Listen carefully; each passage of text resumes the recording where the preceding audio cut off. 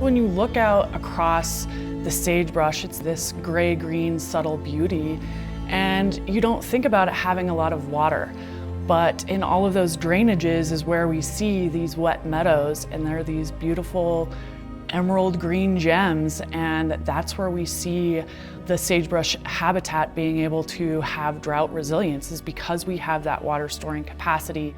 Those areas get degraded through erosion, and it just starts to cut up into those wet meadows and basically dewaters them.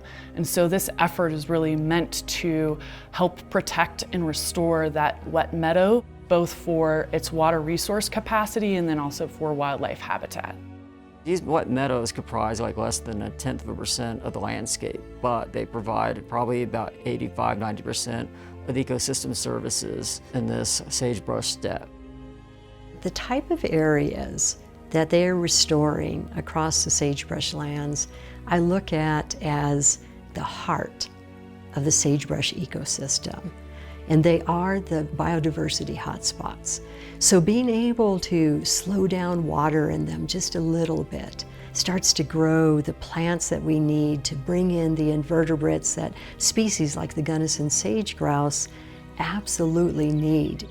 50% of occupied habitat for the Gunnison sage-grouse is BLM lands, and 87-ish% of the birds live here in the Gunnison Basin, so the BLM has a really big responsibility in helping to conserve the Gunnison sage-grouse. Our restoration work with regard to the Gunnison sage-grouse is centered upon habitat conservation and habitat restoration. The historic range was limited to primarily western Colorado, eastern Utah. Other birds have a much broader habitat. We have a very unique sagebrush steppe habitat focused in this region. These areas, have been degraded by roads, trails. What we're trying to do is stop erosion, restore the sponge, which these meadows are, and then increase wetland species cover. So that's kind of the gist of this.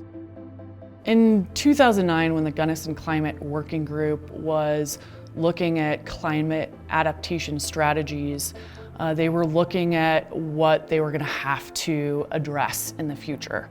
A decreased snowpack, also seeing decreased stream flows, along with that drought. And that was back in 2009, and we're experiencing all of that right now. And so what this work is doing is allowing that water to stay in the system longer and allows us to adapt to that changing hydrology that's happening because of climate change. Seeing the climate, seeing the terrain dry out more and more year by year, we get to come back and help restore the water to the area, which doesn't curtail climate change, but it helps mitigate the impacts of climate change on the habitat. We know we are drying up. We must come up with projects like this that help the ecosystem that's been sort of damaged. And this is the way to do it in an era of drought and climate change. This should be the first priority. Much of BLM's decision-making and other federal agency decision-making is conducted in adherence to the National Environmental Policy Act, or NEPA. And part of that NEPA process is disclosure. We disclose to the public our decision-making, and we disclose alternatives for those decisions. And so having science inform our decision-making helps us create a broad breadth of alternatives that are meaningful, and also helps defend the decision. Whatever it is we're doing on BLM lands, we have to disclose that to the public. Each specialist has input. For the wildlife biologist, I look at how our actions will impact Gunnison sage-grouse or any other listed species, BLM-sensitive species, migratory birds. Understanding the habitat needs of the bird, understanding the population dynamics helps inform our management, and using science and trying to manage our habitat is really critical to understanding what we need to do. It's been really important to us to do research while we're doing this restoration effort. It was a 5-year management goal of this partnership to see an increase of 20% in wetland vegetation. And we've actually seen an increase from 25 to 85% depending on the site. And so when we can go back and look and say, due to this project, we're seeing an increase of 25 to 85% in wetland vegetation, that's just showing that we're helping to truly make a difference and restore that wetland habitat. We're primarily a land management agency, limited budget, limited staff, and the ability to work with partners who have more of a focused mission on wildlife, for example, like Colorado Parks and Wildlife. It's really critical, both from informing the science and having those close partnerships that work with our staff in managing the habitat that we have here in the Gunnison Basin. We have limits to what we can do. And the way to expand those limits is to reach out to each other and see where we can build capacity, where we can answer questions together. The collaboration is a huge success. Every year we do presentations and we have a partner slide, and I can't keep up with the partner slide. I mean, I think we might have 29, 33 partners on there. It's probably grown since then. I actually helped to lead the Wet Meadows program here in the Gunnison Basin, and that's working with partners in the Forest Service, with the Bureau of Land Management, with Colorado Parks and Wildlife, Trout Unlimited, the Nature Conservancy. It's so vital to have the partners that we do because water doesn't know boundaries, neither does sage-grouse or sagebrush.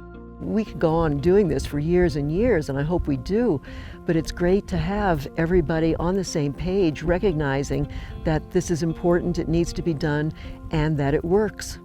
HICA's role in the larger restoration project is that we will partner with the land management agencies locally to work on areas that they have identified as critical, where volunteers can really have a huge impact. HICA volunteers come from all over the place. We have members who pay annual dues, and so they receive our newsletters and are invested in our projects as an organization. We also have volunteers from the local middle school, high school, and university at Western. There's also a value that volunteers receive with coming together as a community with other community members to meet your neighbor and give back to the public lands. It's great bringing people into the fold because once you do this work, you want to do more of it. Expressing the BLM's mission and talking openly with the community is really important, and I think it brings a lot more respect. Consensus building is a key part of what you need to do as a manager. We work very closely with our ranchers, our recreationists, our academic community, as well as just our local citizens to develop what they feel they would like their public lands to represent to them for the future. You have to find the solutions that are win-wins. But when you start to find the common solutions that help everybody, they're the no-brainers, and you can make the fastest progress on the land. There's so much energy in this project, and it's really great to see how successful it is and how people are really proud of that.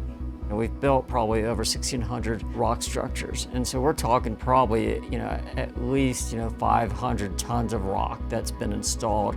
We're working pretty much across the whole landscape. One of the challenges that we have in managing habitat for the Gunnison sage-grouse is our multiple use mission.